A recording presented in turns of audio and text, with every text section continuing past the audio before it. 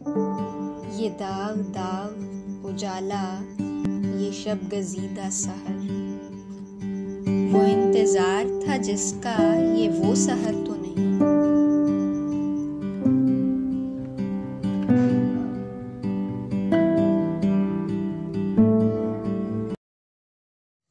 چودہ اگست کے تاریخ ساز دن کے متعلق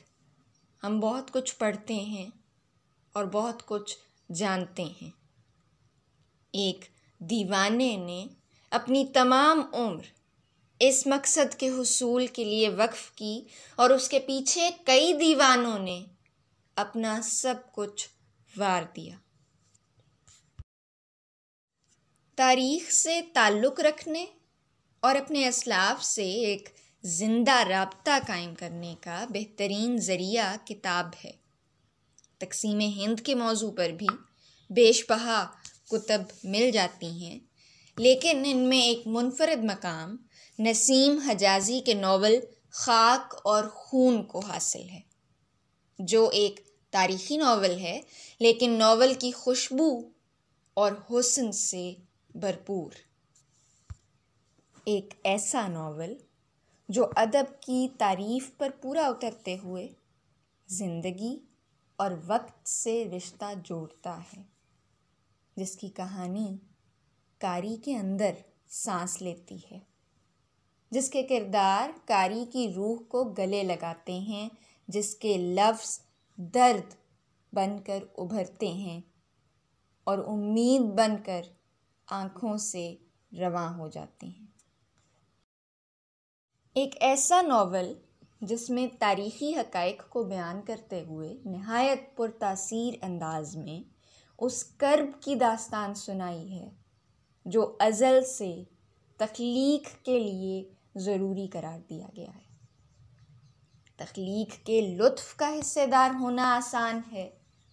مگر تخلیق کی تکمیل کرب مانگتی ہے۔ وہ کرب کبھی ادیب کے حصے میں آتا ہے تو کبھی شاعر کے، کبھی مصور کے تو کبھی کسی رہنما کے۔ وہ کبھی ماں کے مقدر میں لکھا جاتا ہے تو کبھی کسی قوم کے مقدر میں، لیکن کرب یکساں ہوتا ہے۔ ٹوٹے ہوئے دلوں، بے چین روحوں اور چیڑ پھاڑ کے شکار جسموں کی صدائیں ایک سی ہوا کرتی ہیں۔ خاک اور خون بھی اسی خیال کی عکاس کہانی ہے، جس کو پڑھ کر قاری کی نظروں کے سامنے 1947 کے وہ تمام اذیت ناک اور وحشت ناک مظالم گھومتے ہیں جو وفا کے پتلوں پر ڈھائے گئے۔ قوم کو فرد پر، ذات پر ترجیح دینے کے لیے جس تلخی سے مردوں اور عورتوں نے اپنی غیرتوں اور عزتوں کو قربان کیا، اس کا بیان ہمارے رونگٹے کھڑے کرنے کے لیے کافی ہے۔ اپنی جانوں اور عزتوں کو ذبح کرنے کے نظارے انہوں نے خود اپنی آنکھوں سے دیکھے اور اپنے خون سے اس مٹی کا ایک ایک ذرہ سینچا۔ اگر یہ کہا جائے تو مبالغہ نہ ہوگا کہ نسیم حجازی کا یہ ناول قاری کے دل کو مٹھی میں بھینچنے کی طاقت رکھتا ہے اور سالوں اس کا اثر دل اور روح پر قائم رہتا ہے۔ ایک ذی شعور شخص کی زبان و دل پر ناول کے اختتام تک آتے آتے یہی جاری ہوتا ہے: یہ داغ داغ اجالا، یہ شب گزیدہ سحر، وہ انتظار تھا جس کا، یہ وہ سحر تو نہیں، یہ وہ سحر تو نہیں جس کی آرزو لے کر چلے تھے یار کہ مل جائے گی کہیں نہ کہیں، فلک کے دشت میں تاروں کی آخری منزل، کہیں تو ہوگا شب سست موج کا ساحل، کہیں تو جا کے رکے گا سفینہ غم دل، اور پھر نجات دیدہ و دل کی گھڑی نہیں آئی، نجات دیدہ و دل کی گھڑی نہیں آئی، چلے چلو کہ وہ منزل ابھی نہیں آئی، اور وہ منزل ابھی نہیں آئی کیونکہ ہماری وفائیں تو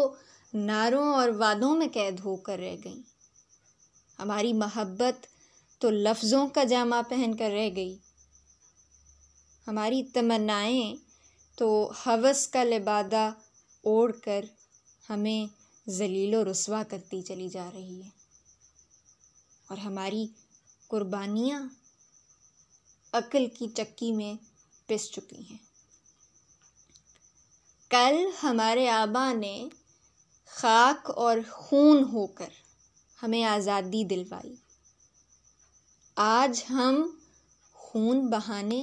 اور خاک اڑانے پر تلے ہوئے ہیں، لیکن محبت کے اصول بھلا بیٹھے ہیں۔ آج پاکستان کو اپنا محبوب تصور کیجیے اور اسے اکیلا چھوڑنے کی بجائے، اسے دھتکارنے کی بجائے اس پر اپنی چاہت واریے۔ یہ ملک میرا اور آپ کا ہے، اس کی کامیابی اور ناکامی کا انحصار ہم پر ہوتا ہے، اس کی ترقیات ہم سے وابستہ ہیں، کیونکہ آج ہر قسم کے وسائل، ذخائر، نعمتیں اور صلاحیات ہونے کے باوجود اگر کمی ہے تو وفا کی، محبت کی، جنون کی، دیوانگی کی ہے۔ اگر خاک اور خون کا مختصر ترین تبصرہ اور اپنی گزارشات کا خلاصہ بیان کروں تو وہ یہ ہے کہ عشق میں مصلحت نہیں ہوتی، عشق میں مصلحت نہیں ہوتی، عشق کر اور بے ضرورت کر۔ بہت شکریہ۔